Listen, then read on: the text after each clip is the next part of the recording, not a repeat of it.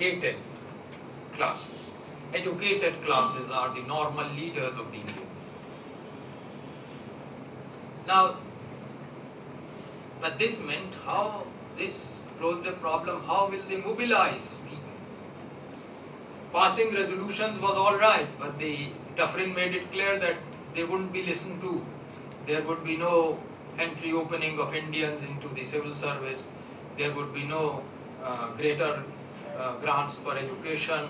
There would be no revision of syllabi, and so on and so on. And certainly there would be no opening of services to Indians at par with English people. One of the demands was that civil service examination should be held in India and not in England, which of course would not be admitted. So all the demands were rejected. In such a situation, what could they do? So on tactics, which also determined then the strategy, as I will try to explain, they divided into two. One were called the old guard, the moderates, those who had formed the Congress. You, Malabari, Badruddin Tayyabji, and others. Surendranath Banerjee, the silver-tongued orator. You know, these people wanted to persuade, to plead with the English public opinion, to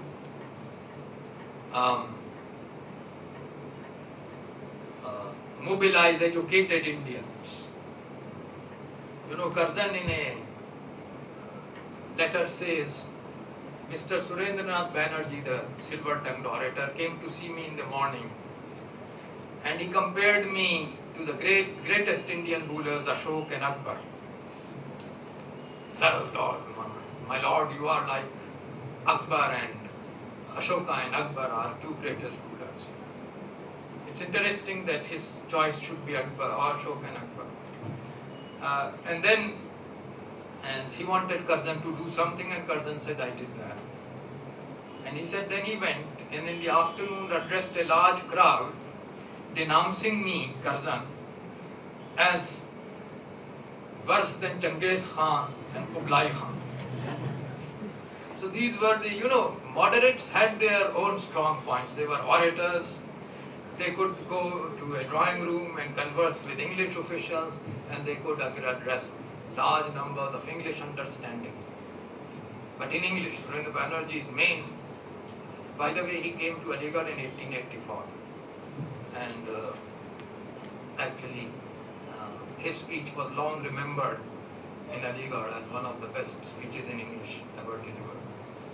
So we have our own connection with Surendranath Banerjee. Anyway, so these were the moderates, and their major figure was Gokhale, Gopal Krishna Gokhale, who died in 1915. Gandhiji regarded him as his teacher, Gokhale. Now Gokhale was a very hard-working politician, very good in economics, very good speaker because of the facts. No English officer could answer his speeches. He was elected from the Bombay Assembly to the Central Legislative Council. And it was said of him that he could be elected by any group of people, Muslims or Hindus. He believed in modern values, and he believed that India can only flourish as a modern state, not as an old society.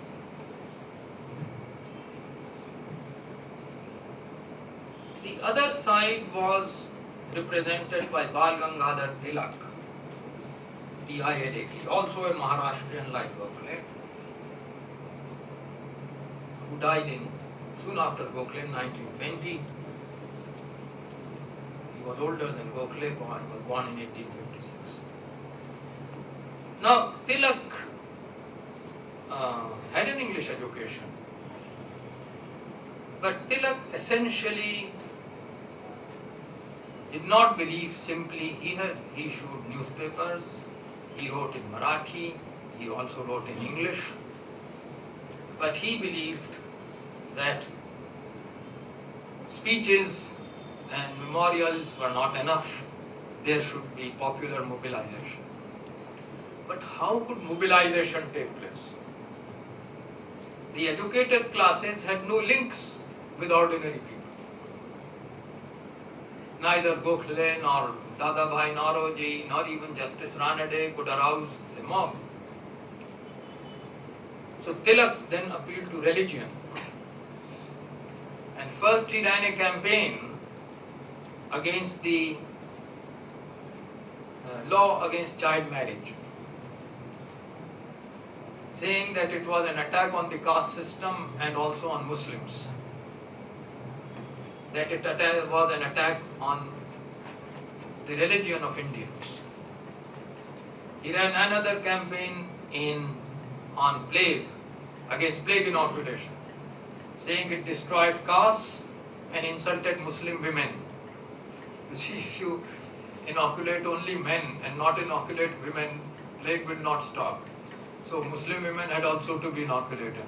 So Gokhale told Muslims, look here, you are allowing your zanana to be penetrated by English officers, getting their hands on the arms of your women. Where is your self-respect? So he made use of religion. Quite plain. And in this religion, therefore, there was the other element, that if you use religions abuse each other.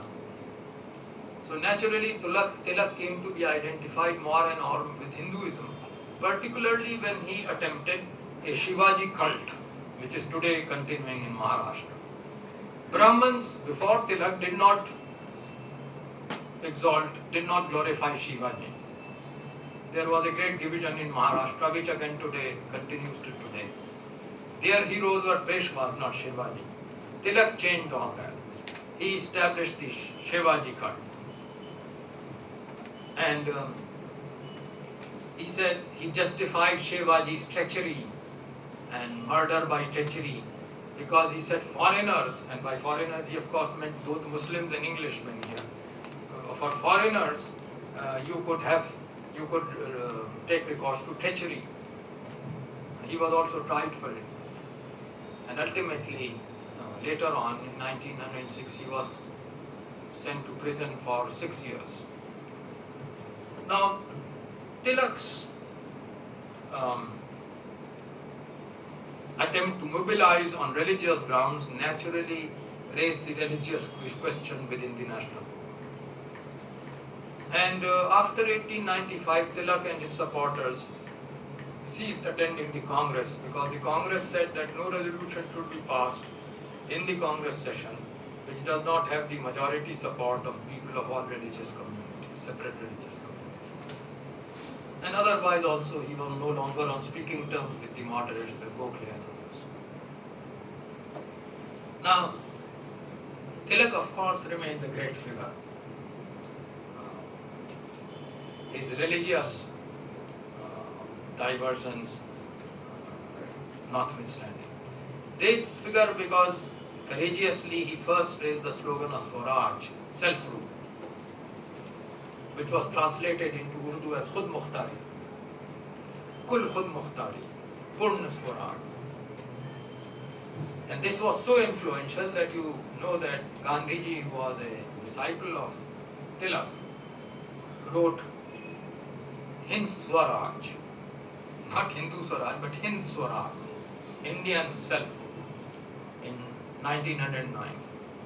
In this Gujarati book, which is important, he tried to combine both the moderate and extremist elements. He denied that nation has any religious connotation. He said nation has nothing to do with religion.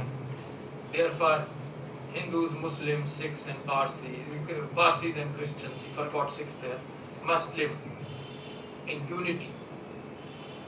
He also said that Hindus should not protest against concessions given to Muslims. see, Hind Swaraj is in many ways an important book. In 1909, Muslims were given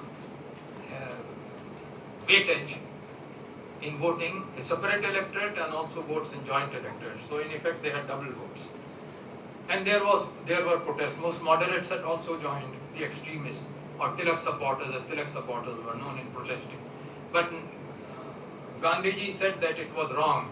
It is wrong of Hindu leaders to protest against any concessions given to Muslims, because they are brothers, and if a brother gets more, the brother should not feel annoyed. So this was the message of Hind Swaraj. So actually Gandhiji was trying at that time to bring the idea of Swaraj to the forefront, which was in fact an extremist slogan, and at the same time try to put the moderate picture. The third element, which becomes the strength of the National Congress later, was that unlike moderates, Gandhi went to the poor in South Africa and and it was this break, as we will see later, that is particularly important in the history of the national movement. But it comes much later. You see, don't talk only about the distress of the poor, go and organize them, which the earlier moderates were not able to do. Gokhale was not able to do. But it is particularly the achievement of Gandhi that he combined moderate aims with mass mobilization. But that we shall study later. Now, I have mentioned at the end some of the books. If there are any questions, I shall answer.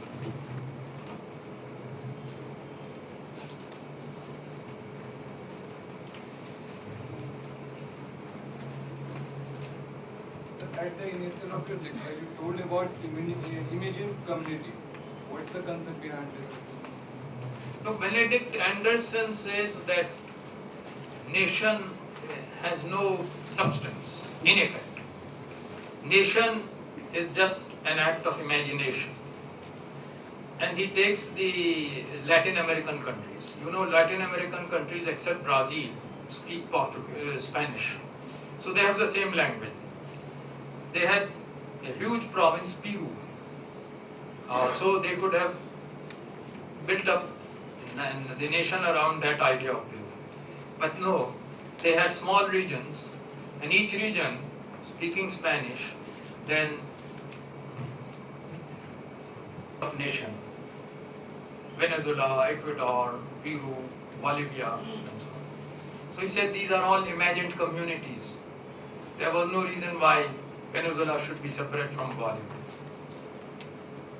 But this, of course, is arguable because of the geographical divisions in Latin America. I mean, Latin America is broken up through mountains in a way that India is not broken up. The second argument is that nationalism is really owing to the printing press. Printing press popularizes slogans. So you tell the people that you are a Bolivian, and all of them then believe that they are Bolivians and therefore brave. So if the printing press comes, then nationalism comes. You need, these are all well-known facts. It is nations have been helped by printing press, by newspapers. The idea spread. They are also helped by geography. But what Benedict Anderson forgets that these Latin nationalists were opposing Spanish imperialism. They were opposing, there was a similar drain from Spain to, from Latin America to Spain and Portugal. And recently, I think it was the president of Ecuador, I think, or Bolivia perhaps, Bolivia, who calculated the drain, the tribute that Latin America paid to Europe from 1492 onwards. And this is astronomical. If Latin America wants this tribute back from Europe, even of 100 years with interest, Europe will go bankrupt despite this. So there was this economic pressure on Latin America, which these people wanted to overthrow. There were other elements of nationalism also, which Benedict Anderson doesn't pay attention to. Bolivar's and others, real feeling for the Amerindian people, which did not continue after them, but they wanted a country in which Amerindians and Europeans were equals. And that too was an important factor in their nationalism, which disappeared later and then has been revived in this century. And now, of course, it's the main basis for the left in radical in Latin America.